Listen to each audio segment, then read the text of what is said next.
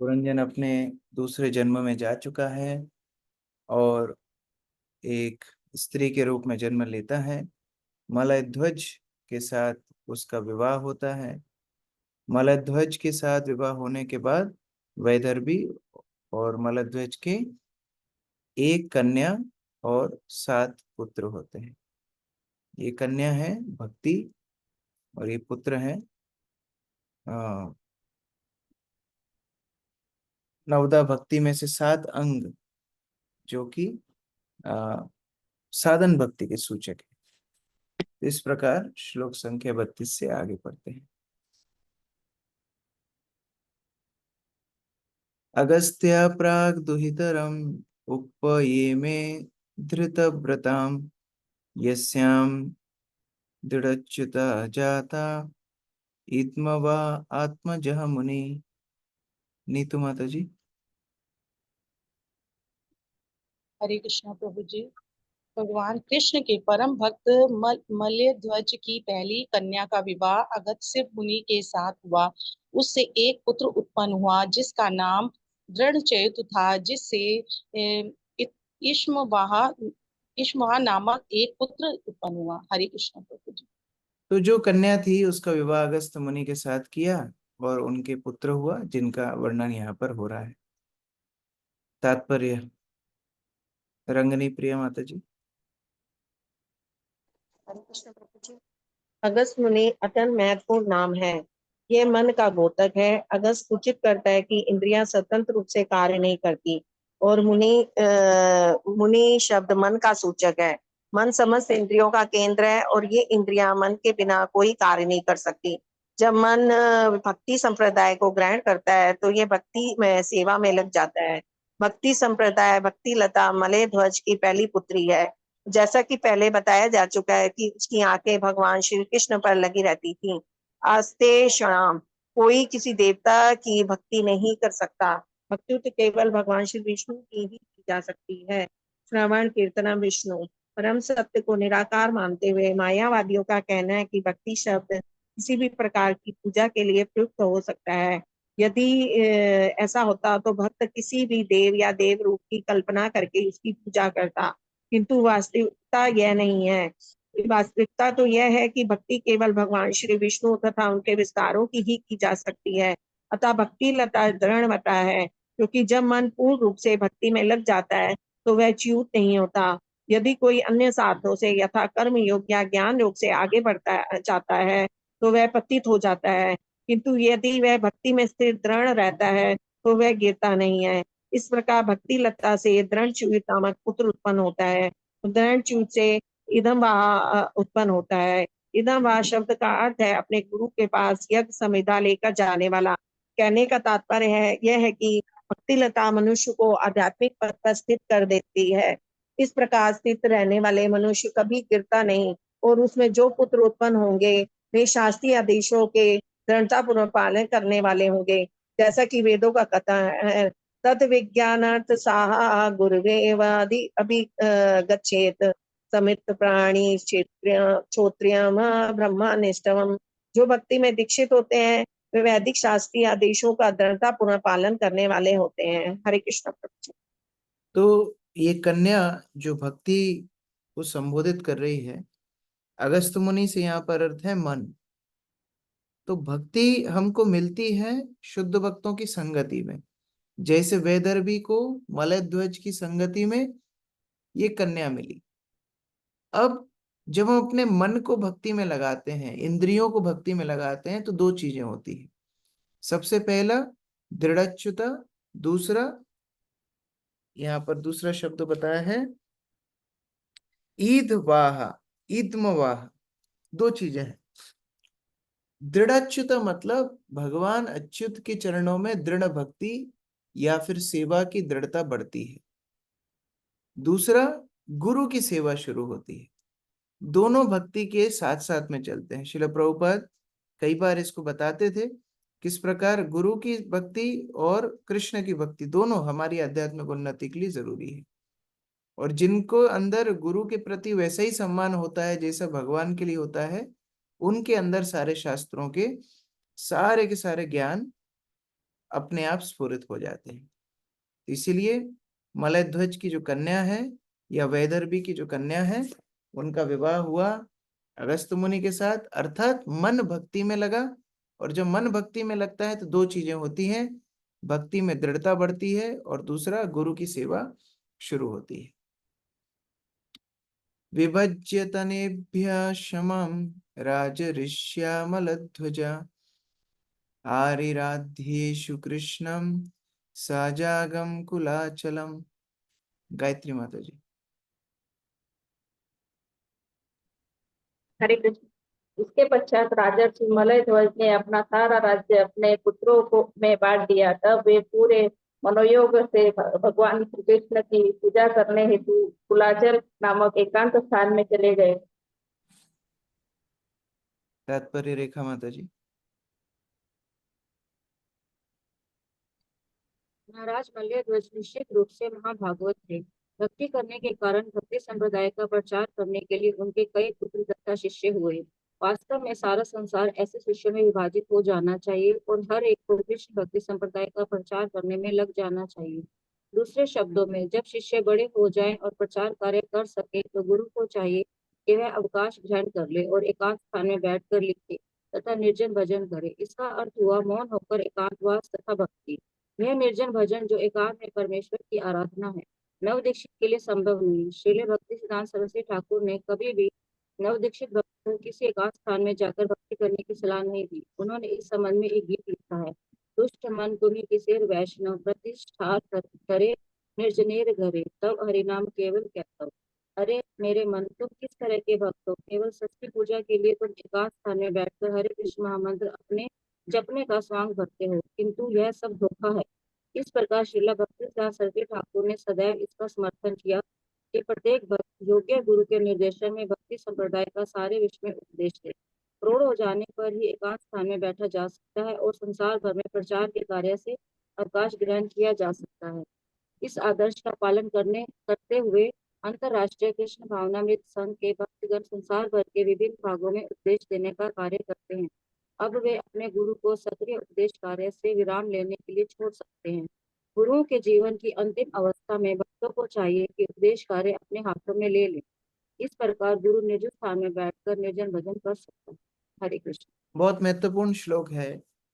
शिष्य का काम है गुरु के कार्य में सहायता करना। उड़ता है उल्टा, गुरु तो भ्रमण करते रहते हैं, गुरु प्रचार करते रहते हैं और शिष्य आराम से बैठा रहता है।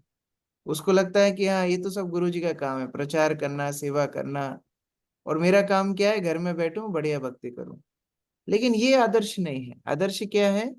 गुरु को एक स्थान में बिठाना चाहिए कि आप यहाँ बैठिए, भजन कीजिए, और शिष्य को गुरु का काम करना चाहिए।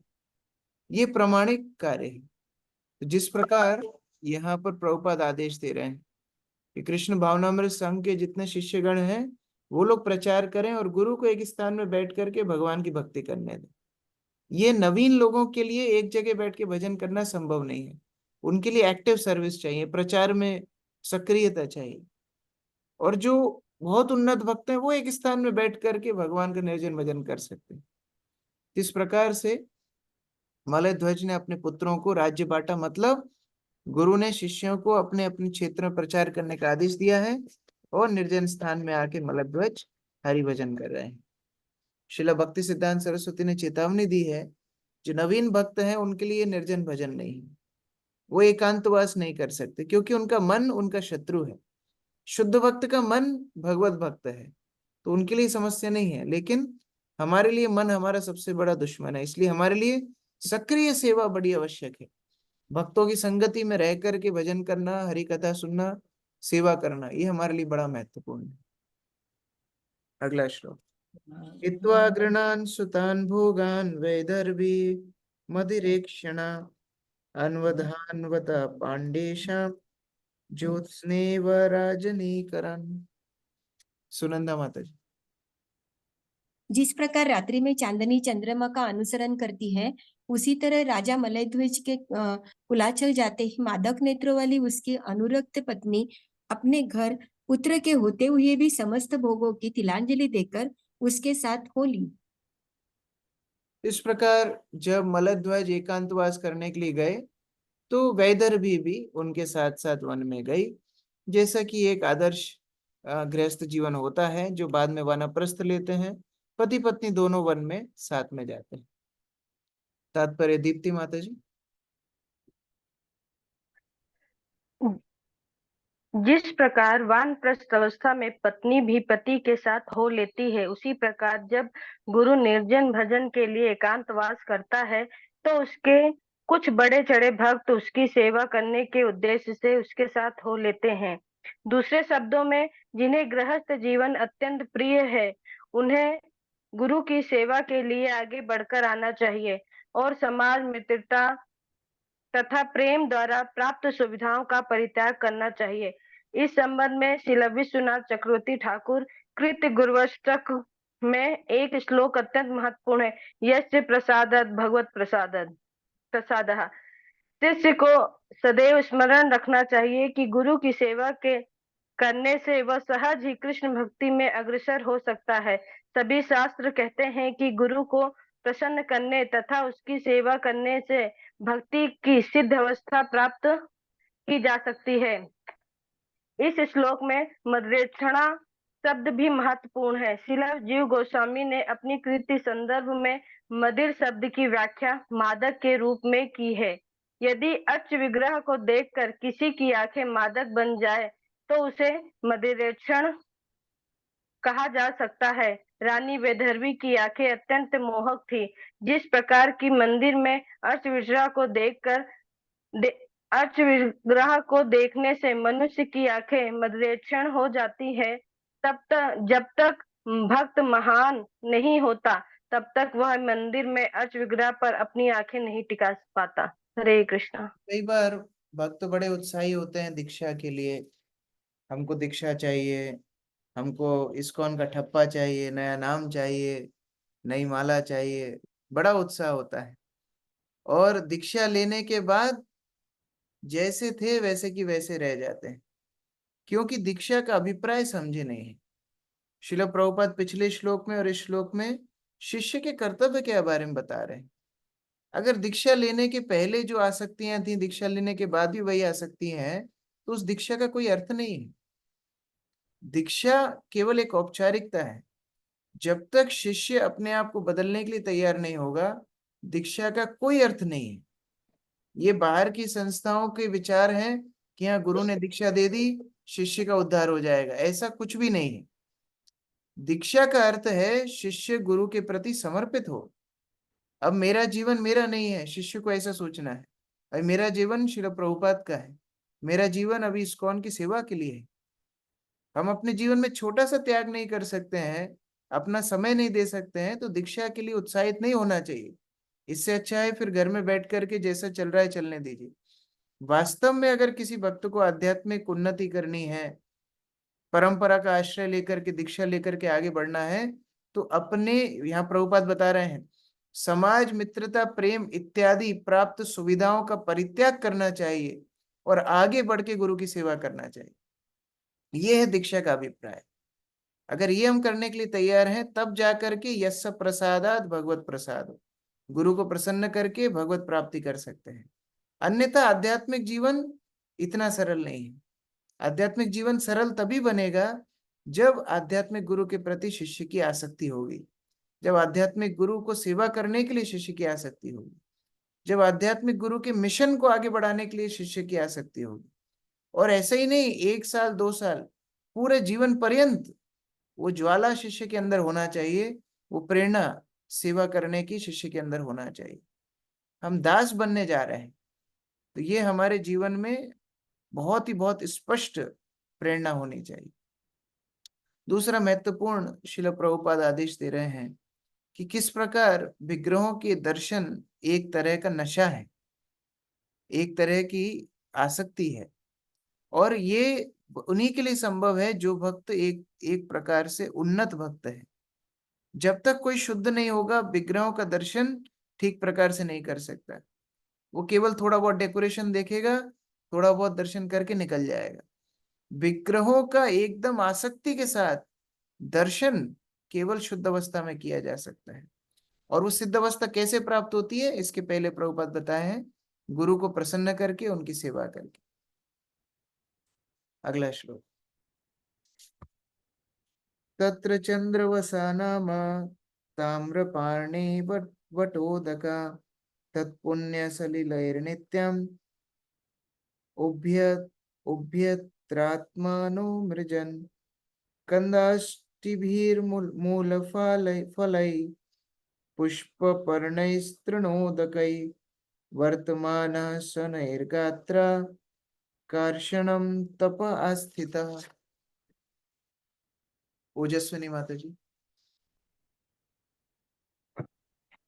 कुलाचल प्रांत में चंद्रवसा, ताम्रपाणी तथा बटोदका नाम की 3 नदियां थीं। राजा मलयध्वज नित्य ही इन पवित्र नदियों में जाकर स्नान करता था। इस प्रकार उसने बाहर तथा अंदर से अपने आप को पवित्र कर लिया था। वह स्नान करता और कंद, बीज, पत्तियां, फूल, जड़ें, फल तथा घास खाता तथा जल पीता था। इस प्रकार वह कठिन तपस्या करने लगा। अंत में वह अत्यंत कृशकाय हो गया। हरे कृष्ण। तात्पर्य यामिनी माता जी। तात्पर्य, यह हम निश्चित रूप से देख सकते हैं कि कृष्ण भक्ति में अग्रसर होने के लिए मनुष्य को अपने शरीर भार पर नियंत्रण रखना चाहिए। यदि कोई अत्यधिक मोटा हो जाए तो समझना चाहिए कि वह आध्यात्मिक रूप से उन्नति नहीं कर रहा है। श्रील भक्ति सिद्धांत सरस्वती ठाकुर अपने मोटे शिष्यों की कटु आलोचना किया करते थे। भाव यह है कि जिसे कृष्ण भक्ति में आगे बढ़ने की इच्छा हो, उसे अत्यधिक भोजन नहीं करना चाहिए। भक्त लोग पहले जंगलों या पहाड़ों में तीर्थ यात्रा के लिए जाते थे, किंतु आजकल ऐसी कठिन तपस्या संभव नहीं है।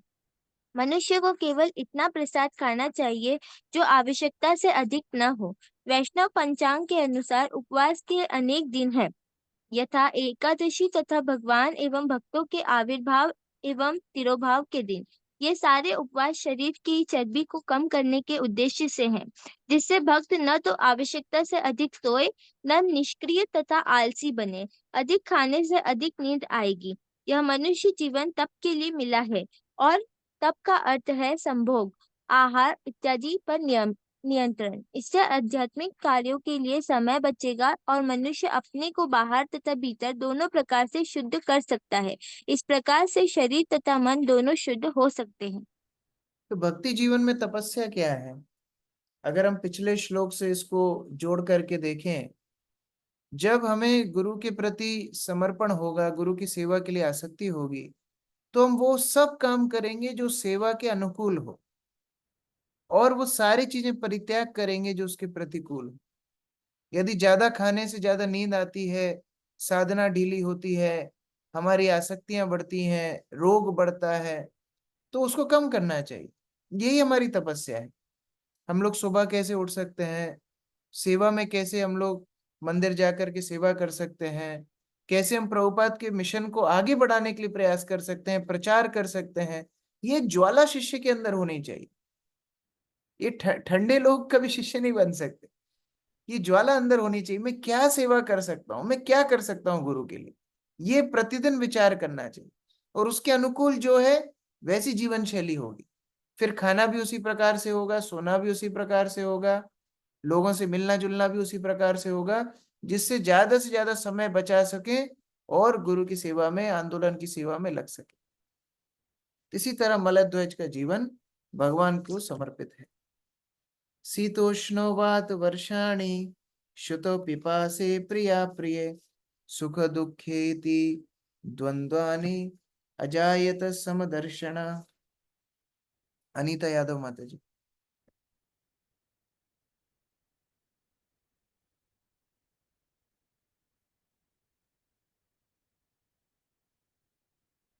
सोनी कसौदन माता जी।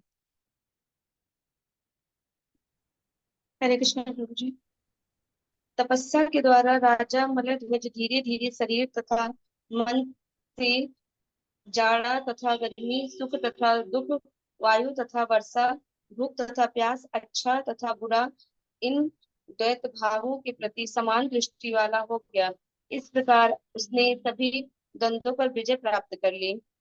देखिए, जब हमारे जीवन में कुछ उद्देश्य नहीं होता तो हमारा मन छोटी छोटी बातों में अटका रहता है।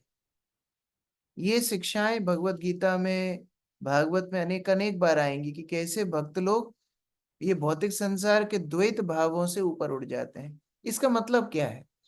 इसका मतलब ये नहीं है कि भक्त को भूख नहीं लगती। इसका मतलब ये नहीं है कि भक्त को गर्मी सर्दी नहीं लगती। इसका मतलब ये नहीं है कि भक्त को मान सम्मान की आ, अनुभव नहीं होते, या मान अपमान का फर्क पता नहीं होता। ऐसा नहीं है।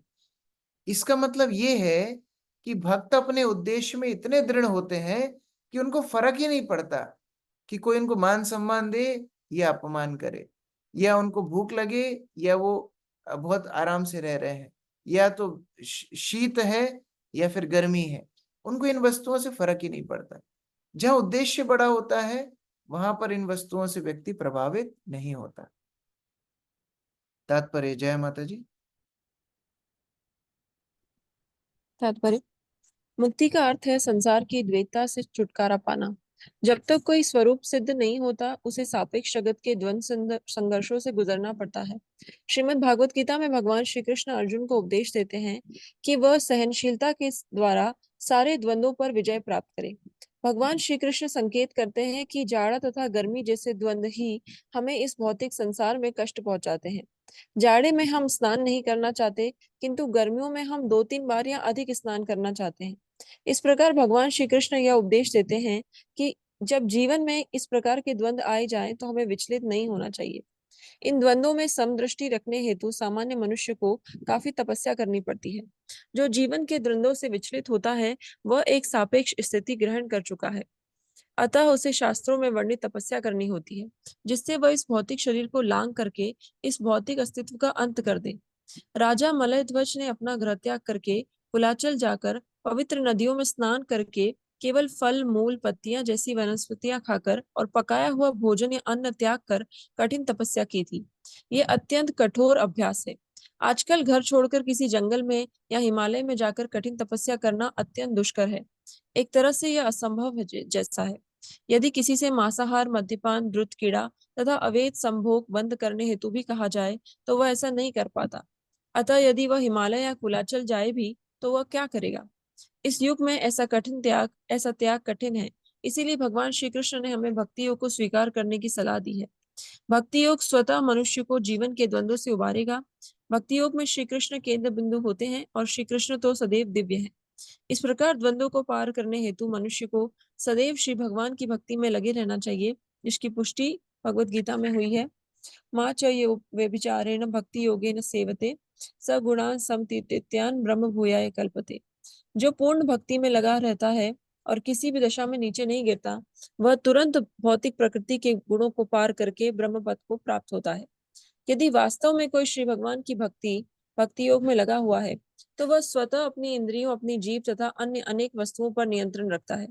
यदि एक बार निष्ठापूर्वक भक्ति योग में लग जाया जाए तो फिर नीचे गिरने की संभावना नहीं रहती। यदि वह नीचे गिरे भी तो भी कोई हानि नहीं होती। कुछ काल के लिए भले ही किसी के भक्ति कार्य में अवरोध आ जाए, किंतु ज्यों ही उसे दूसरा अवसर मिलता है तो अभ्यास करता वहीं से उसे दोबारा प्रारंभ करता है जहां पर उसने छोड़ा था। तो अपने जीवन को शुद्ध करने के लिए एकमात्र भक्ति का आश्रय जीवात्मा ले सकता है। बड़ी बड़ी तपस्या, दान तब भी इतनी शुद्धता जीवात्मा को नहीं दे सकती जितनी क्षण भर की भक्ति दे सकती है। और इतनी भगवान की गारंटी है कि जो थोड़ा भी इस मार्ग पर प्रयत्नशील होता है, बड़े से बड़े कष्ट से, बड़े से बड़े दुख से, बड़े से बड़े भयंकर स्थिति से भगवान उसकी रक्षा करते हैं। इसीलिए भक्ति योग का आश्रय लेकर के पूर्ण रूप से जीवात्मा शुद्ध हो सकता है और शुद्ध अवस्था में भगवान का स्मरण कर सकता है।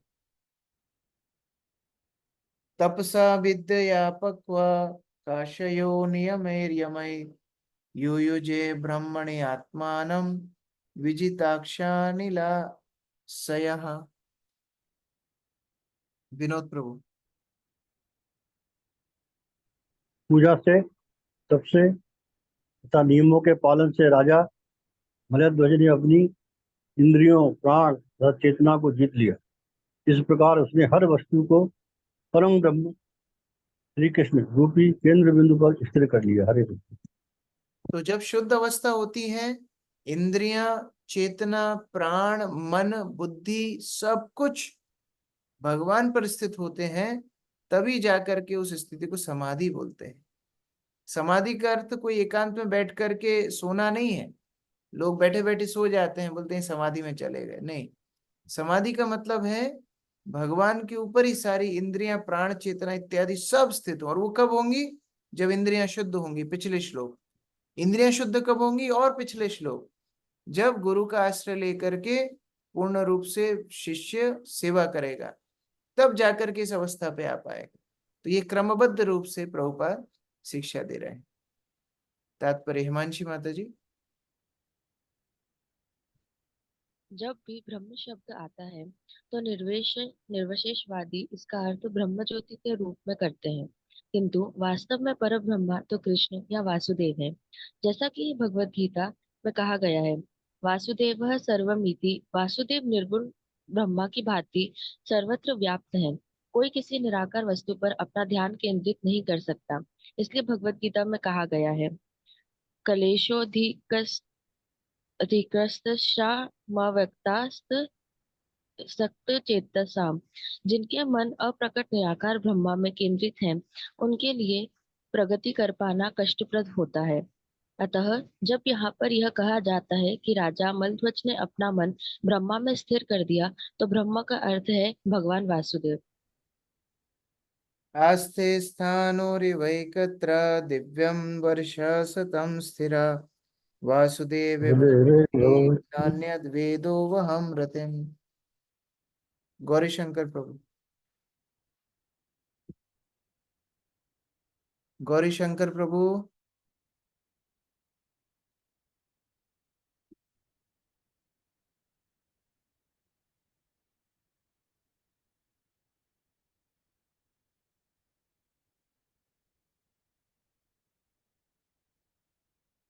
मंजू माता जी पढ़ी।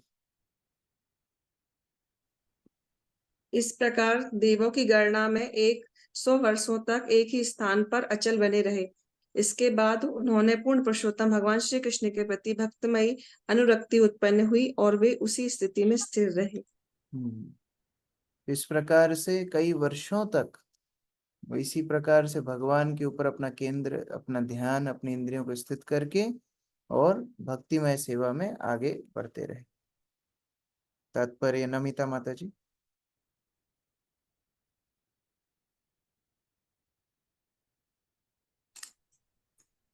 श्रीमद् भागवतम गीता 7.19 में कहा गया है, बहुना नाम जन्मान्ते ज्ञानवान्यम प्रपद्यते वासुदेवः सर्वमिति स महात्मा सुदुर्लभः। अनेक जन्म जन्मांतरों के बाद जिसे वास्तव में ज्ञान होता है, वह मुझे समस्त कारणों के कारण जानकर मेरी शरण में आ जाता है और मुझको ही सब कुछ मानता है। ऐसा महात्मा अत्यंत दुर्लभ होता है। पूर्ण पुरुषोत्तम परमेश्वर वासुदेव श्री कृष्ण ही सब कुछ है, और जो यह जान लेता है, वह सबसे बड़ा अध्यात्मवादी है। श्रीमद् भागवत गीता में यह बताया गया है कि मनुष्य अनेक जन्मों के बाद इसे जान पाता है। इसकी पुष्टि इस श्लोक के दिव्य वर्षशतम देवताओं की गणना के अनुसार 100 वर्ष शब्दों से भी होती है। देवताओं की गणना के अनुसार एक दिन 12 घंटे पृथ्वी के 6 मास के बराबर होता है। देवताओं के 100 वर्ष पृथ्वी के 36,000 वर्षों के तुल्य हुए। इस प्रकार राजा मल्लध्वज ने 36,000 वर्षों तक तपस्या की। इसके बाद वे श्री भगवान की भक्ति में स्थिर हुए। मनुष्य को इतने वर्षों तक जीवित रहने हेतु अनेक बार जन्म लेना होगा। इससे भगवान श्री कृष्ण के अभिमत की पुष्टि होती है। कृष्ण चेतना प्राप्त करना तथा श्री कृष्ण ही सब कुछ है, इस विचार से स्थिर रहना, श्री कृष्ण की सेवा करना, ये पूर्ण अवस्था के लक्षण है। जैसा कि श्री चैतन्य चरितामृत मध्य 22.62 में कहा गया है, कृष्ण भक्ति के लिए सर्व कर्मकृत है। जब कोई पूजा द्वारा या श्री कृष्ण की भक्ति में सेवा करते हुए इस निष्कर्ष पर पहुंचता है कि भगवान श्री कृष्ण ही सब कुछ है, तो मनुष्य सचमुच ही सब तरह से पूर्ण हो जाता है। उसे न केवल इस निष्कर्ष पर पहुंचना होता है कि श्री कृष्ण ही सब कुछ है, वरन इस विचार पर भी स्थिर भी रहना होता है। यही जीवन का सर्वोच्च पूर्णता है। और अंत में मलध्वज ने यही पूर्णता प्राप्त की। श्री कृष्ण। कई बार भक्त लोग अधीर हो जाते हैं कि अरे हम इतने समय से भक्ति कर रहे हैं, क्या हमारी आध्यात्मिक उन्नति होगी या नहीं होगी। देखिए, जब उद्देश्य बड़ा होता है तो उसके लिए मेहनत भी ज्यादा होती है। यहाँ मलध्वज प्रभुपाद वर्णन कर रहे हैं 36,000 वर्षों तक तपस्या कर रहे हैं। तो उसी प्रकार से हमारी भक्ति में हमको धैर्य भी रखना चाहिए। ये जीवन में इससे बड़ा और ध्येय है क्या? कृष्ण भक्ति से बड़ा और वस्तु है क्या? जो कृष्ण भक्ति करने से बाकी सारे कर्म अपने आप पूर्ण हो जाते हैं, ऐसी कृष्ण भक्ति में हम संलग्न हैं। तो हमें धीरता के साथ, धैर्य के साथ इस कृष्ण भक्ति का अनुसरण करना चाहिए। ये भक्ति में सेवा मिलना ही तो अपने आप में बड़ा सौभाग्य है। तो इसीलिए बड़े विश्वास के साथ, धैर्यता के साथ भक्ति का अनुसरण करना चाहिए और दीर्घ काल तक करना चाहिए, जीवन पर्यंत करना चाहिए। उसके बाद भगवान के ऊपर है वो हमको क्या गति देना चाहते हैं। साव्याप्य कत्यात्मानं व्यतिरिक्ताति आत्मनि विद्वान् स्वप्न इव अमर्षा साक्षिणं विररामः। प्रमोदानंद प्रभु जी। हरे कृष्ण प्रभु जी। आत्मा और परमात्मा में अंतर कर सकने के कारण राजा मलध्वज ने पूर्ण ज्ञान प्राप्त कर लिया। आत्मा एक स्थानिक है, जबकि परमात्मा सर्वव्यापी है। ये भौतिक देह आत्मा नहीं है, अपितु आत्मा इस भौतिक देह का साक्षी है। उन्हें इसका पूरा पूरा ज्ञान हो गया। हरे कृष्ण। उसके बाद साक्षात्कार, जब दीर्घ काल तक कोई भक्ति करता है, उसके बाद उसको भगवान का साक्षात्कार, अपने स्वरूप का साक्षात्कार, ये सब साक्षात्कार भक्त को भगवान की कृपा से, गुरु की कृपा से होते हैं। अमित प्रभु। तात्पर्य: बद्ध जीव प्राय भौतिक देह, आत्मा तथा परमात्मा का अंतर समझने के प्रयास में निराश हो जाता है। मायावादी चिंतक दो प्रकार के होते हैं: बौद्ध दर्शन के अनुयायी तथा शंकर दर्शन के अनुयायी। बुद्ध के अनुयायी शंकर के परे कुछ भी नहीं मानते और शंकराचार्य के अनुयायी परमात्मा की पृथक सत्ता को नहीं मानते। शंकर मत के अनुयायी विश्वास करते हैं कि अंततः व्यक्तिगत आत्मा तथा परमात्मा एक रूप है, किंतु वैष्णव चिंतक ज्ञान में पूर्ण होने के कारण जानते हैं कि यह शरीर बहिरंगी शक्ति से बना है और पूर्ण पुरुषोत्तम भगवान परमात्मा के रूप में व्यक्तिगत आत्मा के साथ स्थित है और उससे भिन्न है। जैसा कि भगवान श्री कृष्ण श्रीमद् भगवत गीता में कहा है कि क्षेत्रज्ञ चापी माम विधि सर्व क्षेत्रेषु भारत, क्षेत्र क्षेत्रज्ञ ज्ञानेन यत् ज्ञानं मत मम। हे अर्जुन, तुम जान लो कि मैं समस्त देहों को जानने वाला हूँ। इस देह तथा इसके स्वामी को जानने ही ज्ञान है, ऐसा मेरा मत है। शरीर को क्षेत्र माना जाता है और आत्मा जीव को उस क्षेत्र में कार्य करने वाला है, किंतु एक अन्य आत्मा भी है जिसे परमात्मा कहते हैं, जो आत्मा के साथ रहकर केवल साक्षी बने रहते हैं। आत्मा जीव कार्य करता है और शरीर के फलों का भोग करता है, जबकि परमात्मा केवल आत्मा के कार्य को देखता है किंतु कर्म फलों का भोग नहीं करते। परमात्मा प्रत्येक कार्य क्षेत्र में विद्यमान है, जबकि व्यक्तिगत आत्मा तो केवल अपने स्थानीय शरीर तक ही सीमित रहता है। राजा मलध्वज को ज्ञान है कि यह पूर्णता प्राप्त थी। राजा मलध्वज को ज्ञान की यह पूर्णता प्राप्त थी और वह आत्मा, परमात्मा तथा भौतिक देह में अंतर करने में सक्षम था। हरे कृष्ण। ये भक्ति का प्रभाव है, जहाँ जीवात्मा अपने स्वभाव को समझता है, आत्मा को शरीर से अलग समझता है और परमात्मा की स्थिति भी समझता है कि कैसे भगवान के हम दास हैं, हम कोई भगवान नहीं बन सकते। ये सारे साक्षात्कार मलध्वज को हुए। साक्षात् भगवता उत्तेन गुरुणा हरिणा नृपा, विशुद्ध ज्ञान दीपेन स्फुरता विश्वता मुखम। रानू माता जी। इस प्रकार राजा मलध्वज को पूर्ण ज्ञान किया प्राप्त हुई, क्योंकि शब्द अवसर में उसे साक्षात पूर्ण पुरुषोत्तम भगवान ने उपदेश दिया था। ऐसे प्रभु भक्ति करने वाले दिव्य ज्ञान के द्वारा वह प्रथम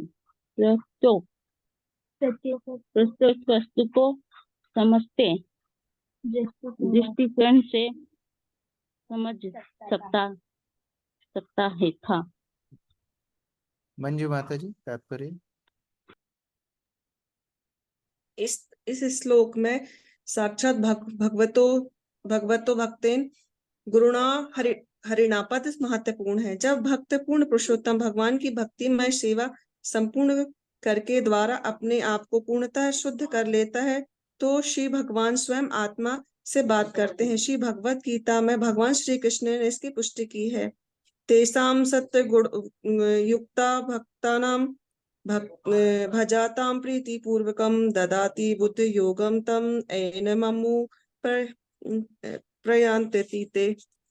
जो प्रेम पूर्वक मेरी सतत पूजा करता है उन्हें मैं बुद्धि प्रदान करता हूँ जिसे वे मेरे पास आ सकते हैं। श्री भगवान प्रत्येक हृदय में परमात्मा रूप में स्थित हैं और वे चैत्य गुरु अर्थात आंतरिक गुरु की तरह कार्य करते हैं, किंतु वे उन्नत शुद्ध भक्तों को स्वयं सीधा आदेश देते हैं। प्रारंभ में जब भक्त निष्ठावान तथा गंभीर होता है तो श्री भगवान उनके अंतःकरण में आदेश देते हैं कि गुरु के पास जाओ, किंतु जब वह गुरु से भक्ति के विभिन्न विधानों के अनुसार शिक्षा प्राप्त कर लेता है और राग भक्ति अर्थात श्री भगवान के लिए स्वतः स्फूर्त राग अनुराग के स्तर पर प्राप्त कर लेता है तो श्री भगवान भी उसे अंतःकरण में आदेश देते हैं। तेषाम सतः युक्तानाम भजताम प्रीति पूर्वकम, वह विशेष लाभ मुक्त जीव को प्राप्त होता है। इस अवस्था को प्राप्त करके राजा मलध्वज परमेश्वर के प्रत्यक्ष संपर्क में आया और सीधे उनके आदेश प्राप्त करने लगा।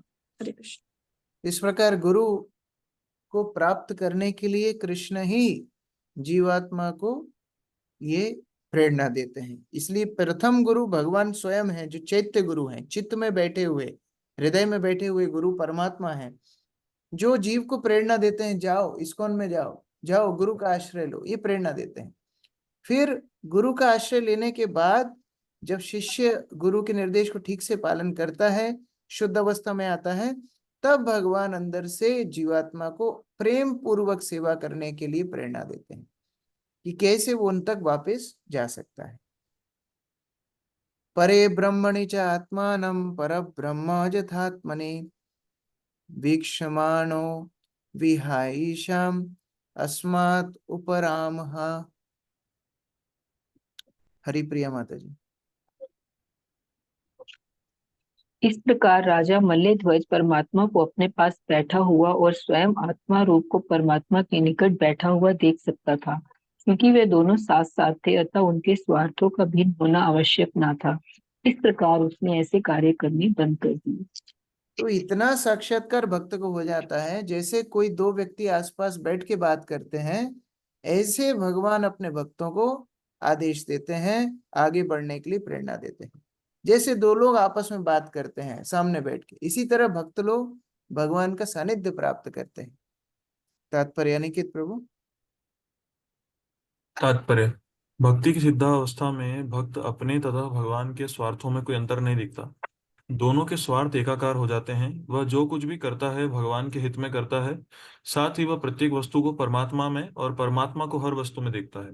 इस अवस्था को प्राप्त हो जाने पर उसे आध्यात्मिक तथा भौतिक जगतों में कोई अंतर नहीं दिखता। यह भौतिक जगत परमेश्वर की बहिरंगा शक्ति होने के कारण उसके लिए आध्यात्मिक जगत बन जाता है। पूर्ण भक्त के लिए शक्ति तथा शक्तिमान में कोई अंतर नहीं है। इस प्रकार तथाकथित भौतिक जगत आध्यात्मिक जगत बन जाता है। सर्वम खलविदम ब्रह्म, प्रत्येक वस्तु भगवान की सेवा के लिए है और निपुण भक्त किसी भी तथाकथित वस्तु का उपयोग भगवान की सेवा के लिए कर सकता है। आध्यात्मिक पद को प्राप्त किए बिना कोई भी भगवान की सेवा नहीं कर सकता। इस प्रकार यदि किसी तथाकथित भौतिक वस्तु को भगवान की सेवा में प्रयुक्त कर लिया जाए तो वह भौतिक नहीं रह जाती। इस प्रकार शुद्ध भक्त की पूर्ण दृष्टि चारों दिशाओं में देखती है। हरे कृष्ण। तो भक्त का मतलब ही है भगवान की इच्छा के साथ अपनी इच्छा को तदात्म कर ले, ये भक्त है। भक्त का मतलब निष्क्रियता नहीं, भक्ति का मतलब भगवान क्या चाहते हैं वो कार्य मैं करूंगा।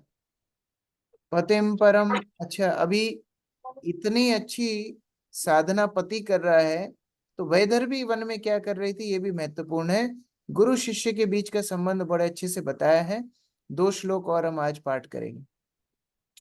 पतिम परम धर्मज्ञम वैदर्भी मलयध्वजम प्रेमणा पर परयच्चरत हित्वा भोगान सा पति देवता। अनीता साहू माता जी।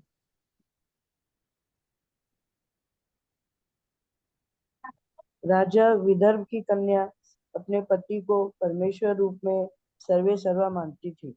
उसने सारे इंद्रिय सुख त्याग दिए और पूर्णतः विरक्त होकर वह अपने परम ज्ञानी पति के सिद्धांतों का पालन करने लगी।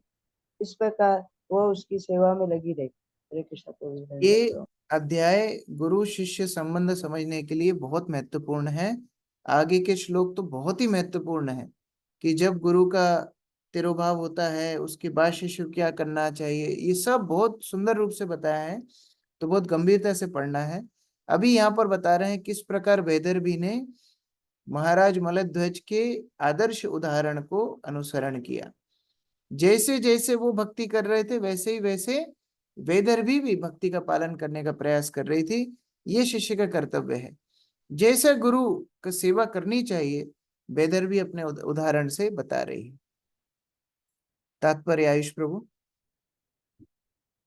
तात्पर्य एकात्मक रूप से राजा मलयध्वज गुरु रूप है और उसकी पत्नी वैदर्भी शिष्य गुरु को परमेश्वर मानता है। जैसा कि गुरुवाष्ट में श्री विश्वनाथ चक्रवर्ती ठाकुर ने कहा है, साक्षात धरित्वेन।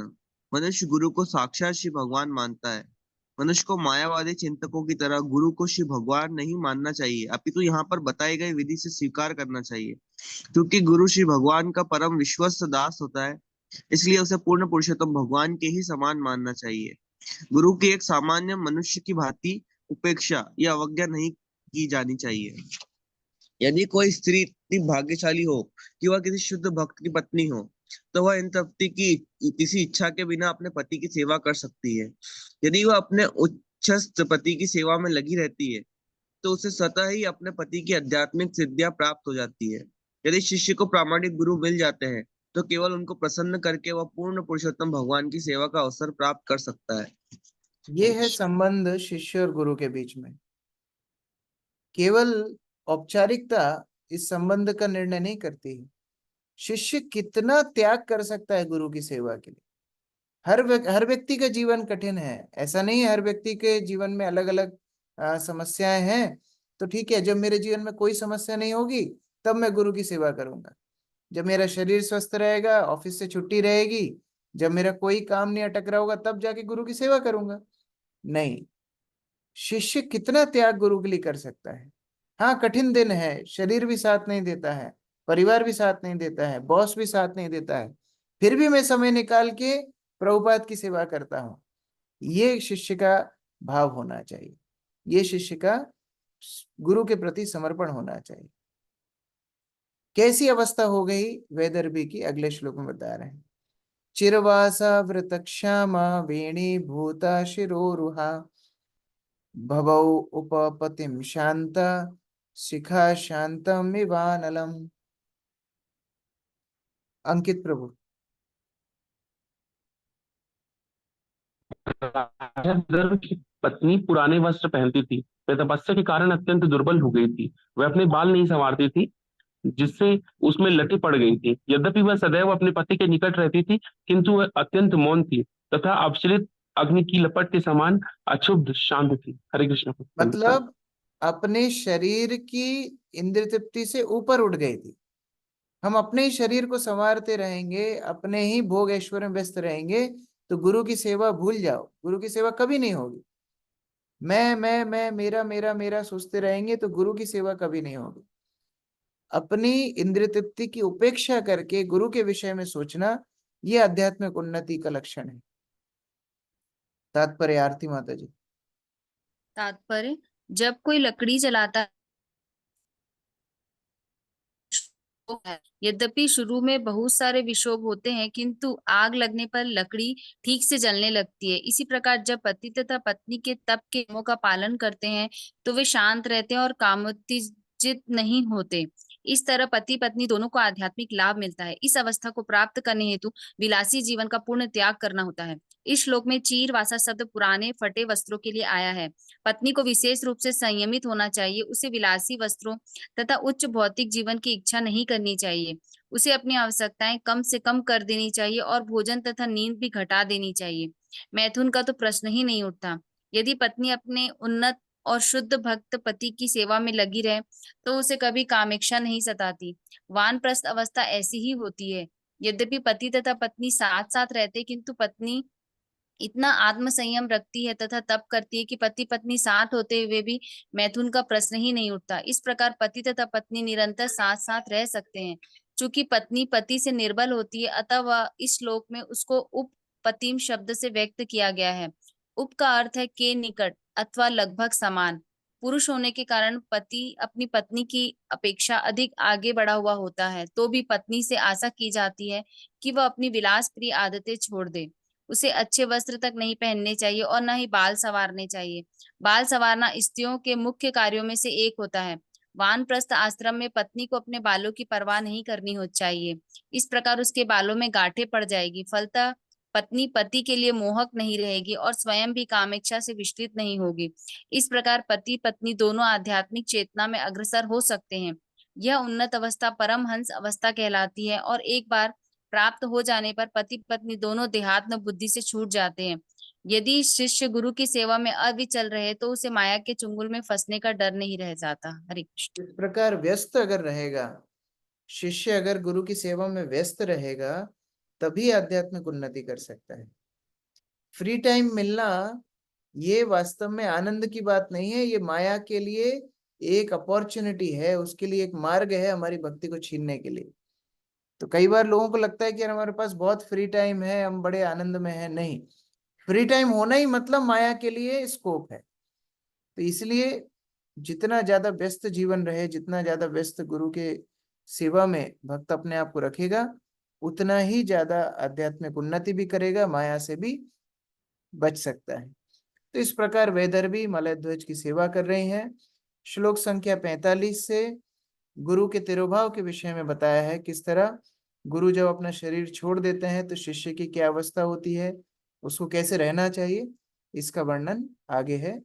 हम लोग बुधवार को तो चैतन्य चरितामृत पढ़ेंगे, गुरुवार को इसको आगे बढ़ाएंगे। हरे कृष्ण। ग्रंथराज श्रीमद् भागवतम की जय, श्री प्रभुपाद की जय। किसी का प्रश्न है? Any question?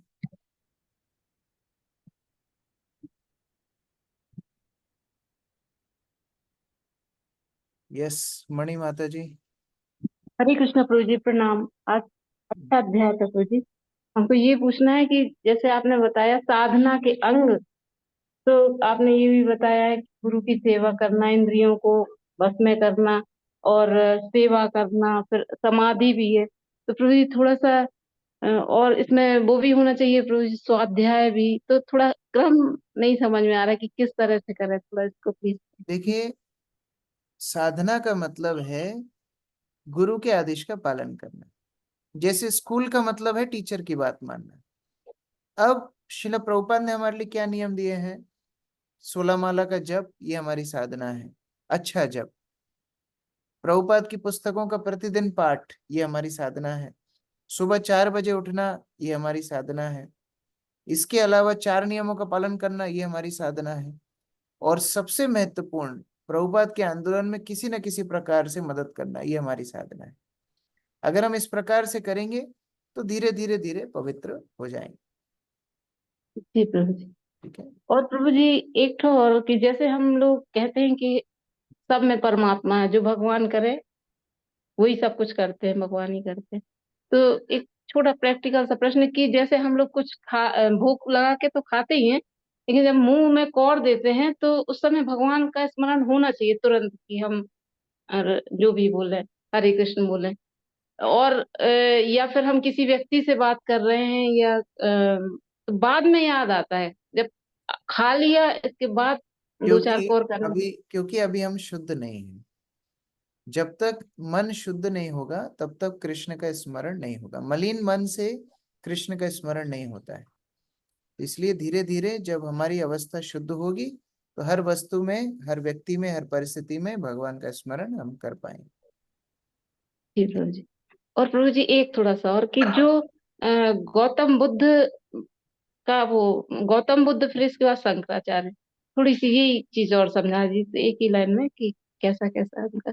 गौतम बुद्ध का जो सिद्धांत है वह अहिंसा के ऊपर आधारित है, और शंकराचार्य का मत है कि हम जीव तो हैं लेकिन हम भगवान के समान ही हैं। तो ये दोनों मत वैष्णव सिद्धांत से ज्यादा मेल नहीं खाते हैं। इनका अपना एक उपयोग था जो कालक्रम में किया गया, क्योंकि उस समय पर बहुत ज्यादा पशु बलि इत्यादि हो रही थी।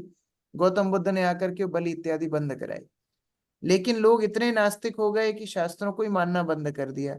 शंकराचार्य ने आकर के दोबारा से शास्त्रों को स्थापित किया, और उसके बाद रामानुजाचार्य, माधवाचार्य इत्यादि आचार्यों ने आकर के भक्ति पथ को स्थापित किया। तो सबके अपने अपने योगदान है, लेकिन जो शास्त्रों में भक्ति पथ का वर्णन किया गया है वो शंकर मत और बुद्ध मत से मेल नहीं खाता है। तो प्रभु जी परिस्थितियां थी उनकी गौतम बुद्ध की, तो उन्होंने अहिंसा का हाँ, लिया जैसे और मानो शंकराचार्य। कोई रास्ता बंद हो जाता है तो एक दूसरा रास्ता बनाया जाता है कुछ समय के लिए, जब तक वो रास्ता रिपेयर हो रहा है।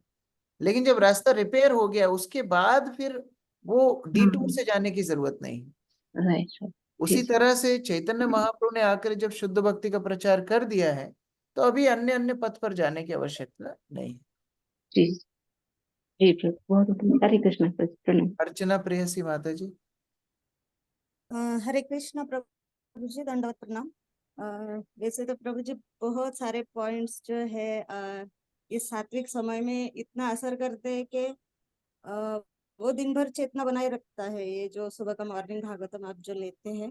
लेकिन फिर भी मैं क्वेश्चन इसलिए पूछ रही हूँ कि और आप मुझे कुछ अच्छा सा समझाएंगे, इसका मुझे पूरा विश्वास है। तो प्रश्न यह है प्रभु जी कि उस उत्साह, निश्चय और धैर्य, ये जो तीन चीजें हैं ये बहुत ही महत्वपूर्ण है और ये हम समझते भी है, लेकिन ये तीनों एक साथ हम नहीं कर पाते। कभी निश्चय याद रहता है तो वहां पे धैर्य को थोड़ा सा हम भूल जाते, या फिर उतना देखिए, उत्साह हम लोग कुछ भक्ति में कारणवश नहीं। हम लोग भक्ति में छोटे छोटे बच्चे हैं, और भक्ति में मार्गदर्शन ये बड़ा महत्वपूर्ण है। ये सिद्धांत समझने में लोगों को इतना टाइम लग जाता है कि मार्गदर्शन में रह करके भक्ति होती है। हम लोग थोड़ा सीख जाते हैं फिर स्वतंत्र हो जाते हैं, ये हमारी समस्या है। इसलिए ना उत्साह है, ना निश्चय है, ना धैर्य है। हमको लगने लगता है हमारी भक्ति हम आप खुद चला लेंगे। नहीं, जब हम मार्गदर्शन में रहते हैं, मार्गदर्शन में रहते हुए हम भक्ति करते हैं, तब हमारे जो शिक्षा गुरु हैं, हमारे जो पथ प्रदर्शक गुरु हैं, जो हमारे काउंसलर्स हैं, मेंटर्स हैं, वो हमें प्रदर्शन जो मार्गदर्शन देते हैं कि नहीं अब आपका उत्साह कम हो रहा है, नहीं अब आप अधीर हो रहे हैं, नहीं अब आपको ये सुधारने की आवश्यकता है, वो सुधारने की आवश्यकता है, तब हमारी भक्ति में स्थिरता आती है। पहले ही क्लास से बच्चा सेल्फ स्टडी करने लगेगा तो कभी कुछ नहीं सीखेगा। एक समय आएगा जब गुरु खुद बोलेंगे कि नहीं अब आप आपकी भक्ति का ध्यान खुद रखो। लेकिन जब तक वो स्थिरता नहीं आती है, मार्गदर्शन में रह करके भक्ति करना चाहिए। ये बहुत जल्दी स्वतंत्र होने की जो प्रवृत्ति है, इस कारण से हमारी भक्ति में हम स्थिरता नहीं ला पा रहे हैं। तो इसलिए हम सबको मार्गदर्शन में रह करके भक्ति करना आवश्यक है, तब जाकर के हमारे उत्साह, निश्चय इत्यादि के ऊपर हमें भक्त लोग प्रेरणा दे सकेंगे। जी प्रभु जी। प्रभु जी और एक पूछना था, जैसे कि अभी प्रभुपाद जी के कृपा से मुझे परम पूज्य भक्ति चौर स्वामी महाराज गुरु रूप में मिले हैं, और मेरा सौभाग्य है बस उनका आशीर्वाद हमेशा साथ में रहे। लेकिन अक्सर अभी देखा जाता है कि रूल्स रहते हैं कि आपको इतना घंटे मतलब भागवतम सुनना है या फिर रीडिंग करना है, वो अपडेट देना होता है दीक्षा के लिए। लेकिन अक्सर ऐसा होता है कि तब तक जो है साधक अच्छे से साधना करते हैं, रीडिंग सब कुछ करते हैं, सेवा भी देते हैं, लेकिन दीक्षा होने के बाद जो है थोड़ा सा वो उस बात को इतना गंभीरता से नहीं ले पाते, क्योंकि पता नहीं उनका क्या मेंटेलिटी हो जाता है। जबकि सच्चाई ये है कि जब हम गुरु को वचन देते हैं तो हमारी तीव्रता और बढ़नी चाहिए। तो प्रभु जी ऐसा क्यों होता है? मतलब ऐसा इसलिए होता है क्योंकि उन्होंने दीक्षा का मुख्य अभिप्राय नहीं समझा। हम अभी आज चर्चा कर रहे थे भागवत पढ़ते समय कि दीक्षा एक शुरुआत है। जैसे मानो कोई बच्चा एक कॉम्पिटिटिव एग्जाम की बहुत तैयारी करता है और वो तैयारी करने के बाद उसको एक अच्छा कॉलेज मिल जाता है, ये अपने आप में एक सफलता है। लेकिन ऐसा नहीं है कि अब कॉलेज में दाखिला मिलने के बाद अब वो पढ़ाई नहीं करेगा। यदि पढ़ाई नहीं करेगा तो उसके कॉलेज में एडमिशन का फायदा क्या हुआ? उसी तरह दीक्षा मिलना ये बड़ी अच्छी बात है। आपको दाखिला मिल गया, इस्कॉन यूनिवर्सिटी में आपका एडमिशन हो गया, ये है दीक्षा। लेकिन अगर एडमिशन मिलने के बाद पढ़ाई नहीं की तो फिर यूनिवर्सिटी आपको क्या मदद कर पाएगी? उसी तरह दीक्षा लेने के बाद यदि साधना में गंभीर नहीं है, बस इसी बात को लेके खुश हो रहे हैं कि हमारी दीक्षा हो गई, दीक्षा हो गई, कोई अर्थ नहीं है ऐसी दीक्षा का। मेरे को ये बोलने में 1% संकोच नहीं है कि 1% भी फायदा नहीं होगा उस भक्त को जो इस प्रकार से दीक्षा ले रहे हैं। वास्तव में फिर उनकी साधना, उनका समर्पण और ज्यादा बढ़ना चाहिए। अब आप ऑफिशियली इस्कॉन परंपरा के सदस्य हैं तो आपका जीवन दूसरों के लिए आदर्श होना चाहिए। इतना आपको अपनी भक्ति में दृढ़ रहना है। अब बात रही कि पहले तो भक्त बहुत पूछते थे, अब पूछते नहीं है। क्यों नहीं पूछते हैं? कि अब आपकी जिम्मेदारी है कि आप कुछ भक्त को सिलेक्ट कीजिए और उनको आप रिपोर्टिंग कीजिए। अब आप जिम्मेदार व्यक्ति हैं। दीक्षा मिलना मतलब अब आप जिम्मेदार व्यक्ति हैं। अब आपको भक्तों को बताना है कि प्रभु जी मैं ऐसी भक्ति कर रही हूँ, मैं ऐसी साधना कर रही हूँ और मुझे ये चुनौतियां आ रही हैं। अब आपको कोई नहीं पूछेगा कि 16 माला हो रही है कि नहीं, कि आपका 4 नियम का पालन हो रहा है कि नहीं। अब आपको कोई नहीं पूछेगा, अब आपको बताना है अपनी तरफ से जाके। ये अंतर होता है। जैसे माँ छोटे बच्चों को पहले जबरदस्ती पकड़ के मुख में भोजन डालती है, लेकिन बच्चा जब 7-8 वर्ष का हो जाता है, 10-12 वर्ष का हो जाता है, फिर बच्चा माँ के पास आता है, मम्मी मम्मी मुझे भूख लगी है। इसका मतलब ये नहीं बच्चा खाना बंद कर देता है, नहीं। अब बच्चे को मम्मी के पास आना है, इसका मतलब बच्चा बड़ा हो रहा है। उसी प्रकार से जिनको दीक्षा मिली है उनकी जिम्मेदारी है वो अपने मार्गदर्शन जिनसे ले रहे हैं उनके पास जा करके फिर वो अपनी भक्ति को कैसे प्रगाढ़ करना है उसके लिए उनको फॉलो अप लेना है। अब बड़े वरिष्ठ भक्त आपके पीछे नहीं पड़ेंगे, आपको उनके पीछे पड़ना है। कृष्ण से तुम्हार कृष्ण दिते पार, तुम्हार शक्ति आछे, आमी तो कंगाल कृष्ण कृष्ण बोली, धाई तवो पाछे पाछे। वैष्णवाचार्य के पीछे हमको भागना है कि आपके पास कृष्ण है, आप हमें कृष्ण भक्ति दे सकते हैं, इसलिए हम आपके पीछे भाग रहे हैं। अब मेरी जिम्मेदारी है कि मेरी भक्ति कैसे बढ़े। इस प्रकार से हमें भक्ति में आगे बढ़ना है, मुख्यतः जो लोग दीक्षा प्राप्त किए हैं। जी प्रभु जी। प्रभु जी, एक पर्सनली भी एक सवाल था कि जैसे हम कोई सेवा करते हैं जहाँ पे थोड़ा एजुकेशन का वगैरह ये होता है, या फिर जो अभी टेक्नोलॉजी जनरेशन बहुत फास्ट है, तो वो ऐसे सेवा में कभी कभी हम कहीं ना कहीं कम गिर जाते हैं, हम कर नहीं पाते अच्छे से। हमारा एजुकेशन का ये या फिर जो भी जानकारी होती है जो आजकल जो है, तो हम अपने आप को फिर काबिल नहीं समझते। हालांकि सेवा करने का इच्छा बहुत रहता है, सब रहता है, लेकिन वो थोड़ा सा ग्लानि आता है प्रभु जी, तो इसको कैसे दूर करें? देखिए, हमें वास्तव में कृष्ण भक्ति करने के लिए एक ही योग्यता चाहिए, वो है समर्पण। यदि हमारे अंदर समर्पण है गुरु के प्रति, उनके आदेश के प्रति, तो वो सारे के सारे गुण अपने आप हमारे हृदय में प्रकाशित होंगे। हमें कोई मेहनत करने की आवश्यकता नहीं, केवल समर्पण होना चाहिए।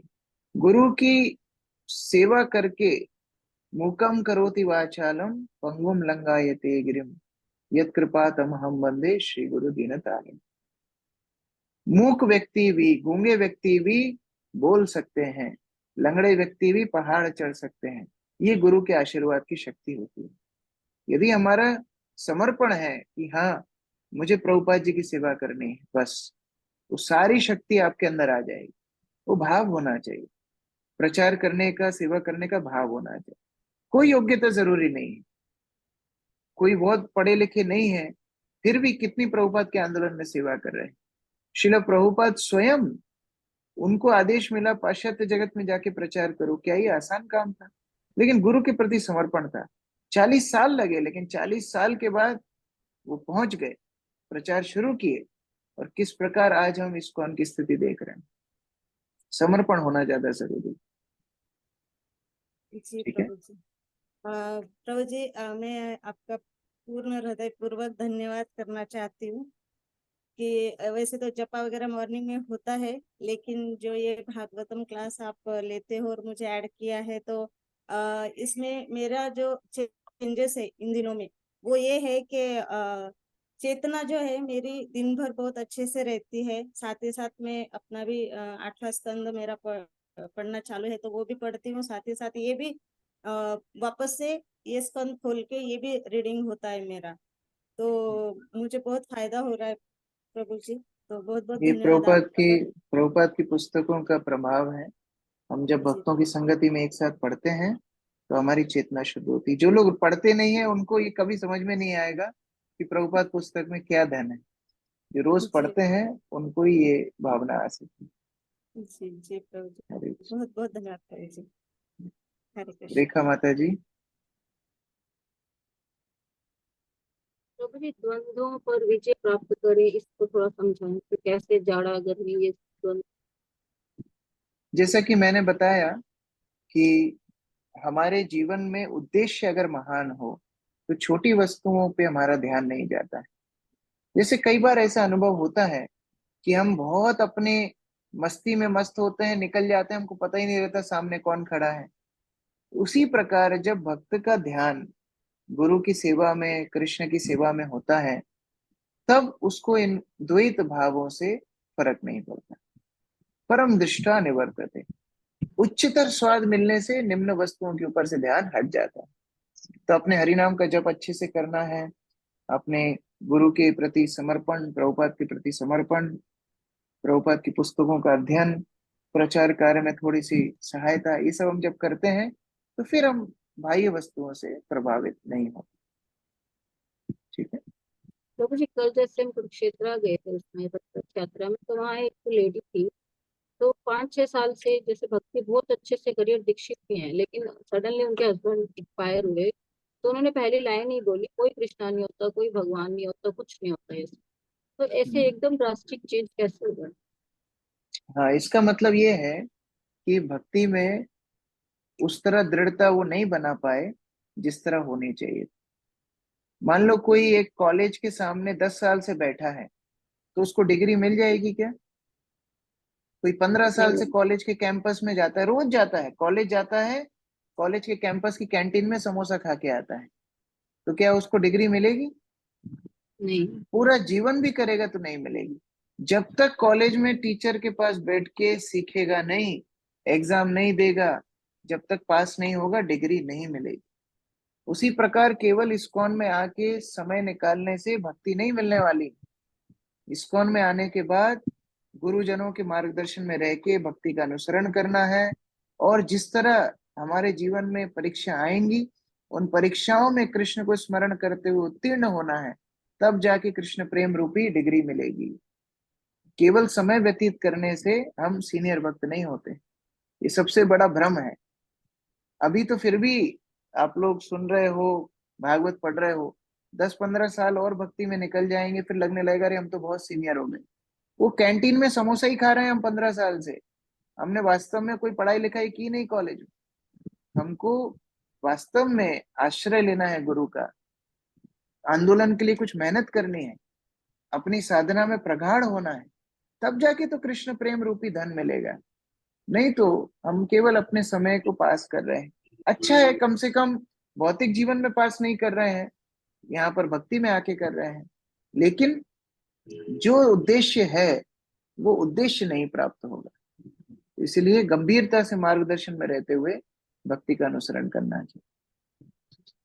ठीक है। जी। हरे कृष्ण। श्रील प्रभुपाद की जय। समवेत भक्त वृंद की जय।